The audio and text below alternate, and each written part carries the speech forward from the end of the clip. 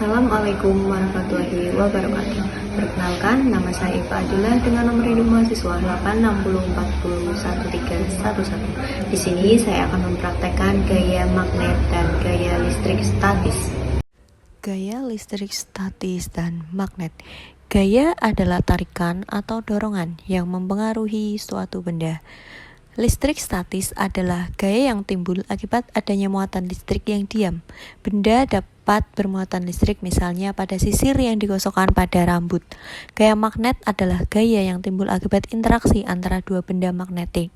Gaya ini bisa berupa tarik-menarik atau tolak-menolak, tergantung pada kutub magnet yang berinteraksi. Gaya magnet disebabkan oleh medan magnet yang dipancarkan oleh benda magnetik. Tujuan percobaan untuk mengetahui sifat listrik statis, yang kedua untuk mengetahui sifat magnet, yang ketiga mengamati benda yang dapat ditarik listrik statis dan yang ditarik oleh benda magnetik.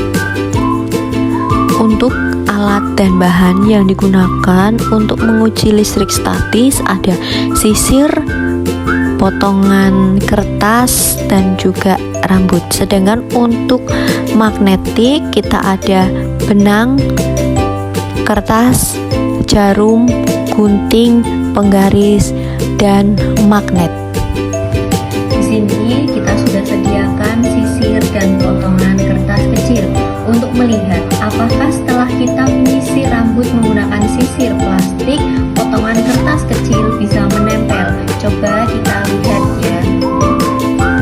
Untuk selanjutnya kita bisa menyisir rambut sampai sisir jadi panas seperti pada video.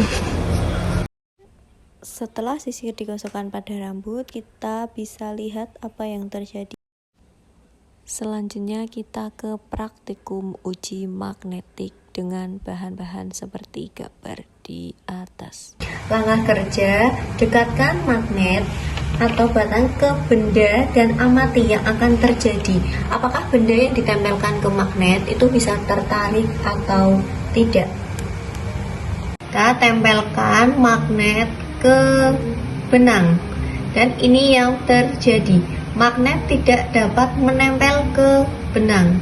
Langkah selanjutnya kita ke besi. Magnet kita dekatkan ke besi.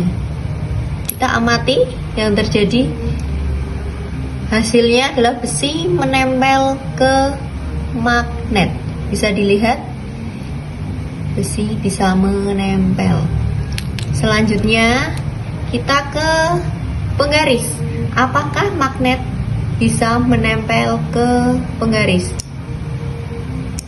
Dan ini hasilnya, magnet tidak bisa menempel ke penggaris. Langkah selanjutnya yaitu kita ke kertas. Apakah magnet bisa menempel ke kertas? Dan ini hasilnya, kertas tidak bisa menempel ke magnet. Selanjutnya kita ke gunting. Ujungnya gunting itu ada besi. Coba kita lihat apakah bisa menempel atau tidak. Dan hasilnya bisa dilihat,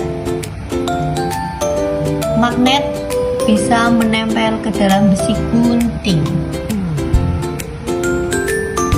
Jadi kesimpulannya, berdasarkan pengamatan dapat disimpulkan bahwa benda-benda pada percobaan ini dapat dibagi ke dalam dua kategori, yaitu benda yang memiliki sifat magnetis, misalnya ada jarum, besi, gunting, itu dapat dikategorikan benda yang memiliki sifat magnetis. Sedangkan benda-benda yang bersifat non-magnetis ada penggaris, ada benang, ada kertas.